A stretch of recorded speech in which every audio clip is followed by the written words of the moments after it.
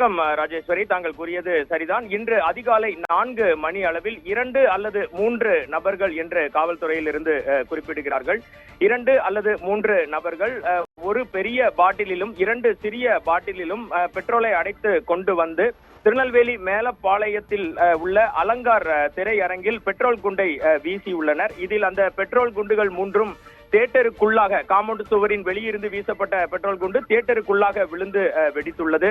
நல்வாய்ப்பாக யாருக்கும் அதிகாலை நேரம் என்பதால் காயம் ஏற்படவில்லை என காவல்துறையில் இருந்து நமக்கு தகவல் தெரிவிக்கப்பட்டிருக்கிறது. ராஜேஸ்வரி, இன்று அதிகாலை நடைபெற்ற இந்த சம்பவத்தால் திருநெல்வேலியில் பெரும் பரபரப்பு நிலவி வருகிறது. மேலப்பாளையம் அலங்கார் திரையரங்கில் அமரன் திரைப்படம் சில நாட்களுக்கு முன்பாக திரையிடப்பட்டிருந்தது. அமரன் திரைப்படத்தை தடை செய்ய வேண்டும் என்று கோரி பல்வேறு அமைப்புகள் சார்பில் தமிழகம் முழுவதும் ஆர்ப்பாட்டம், கண்டன போராட்டம் நடைபெற்றது குறிப்பிடத்தக்கது. தற்போது இந்த திரையரங்கில் நடிகர் சூர்யா நடித்த கங்குவா திரைப்படம் திரையிடப்பட்டு வந்தாலும் இன்று காலை சிசிடிவி பதிவுகளின் அடிப்படையில் போலீசார் தகவல் தெரிவிக்கின்றனர். இருந்த போதிலும் மிக தீவிரமான விசாரணை தற்போது மேற்கொள்ளப்பட்டு வருவதாகவும் யாருக்கும் காயம் எதுவும் ஏற்படவில்லை, திரையரங்கிலும் பெரிய அளவில் பாதிப்புகள் இல்லை என காவல்துறையிலிருந்து தகவல் தெரிவித்தார்கள்.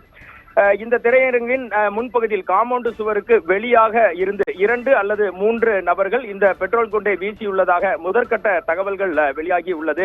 நேற்று இரவு மேலப்பாளையம் அருகே கருங்குளம் என்ற பகுதியில் மணிகண்டன் என்ற 29 வயது வாலிபர் ஒரு டாஸ்மாக் கடை முன்பாக அரிவாளால் வெட்டி படுகொலை செய்யப்பட்டது குறிப்பிடத்தக்கது. அதிகுறித்த விசாரணையும் அந்த பகுதியில் நடைபெற்று வரும் நிலையில் இன்று அதிகாலை நடந்த இந்த திரையரங்கின் மேல் வீசப்பட்ட இந்த பெட்ரோல் குண்டால் திருநெல்வேலியில் பரபரப்பு நிலவி வருகிறது. இதுவே முதற்கட்ட தகவல் ராஜேஸ்வரி.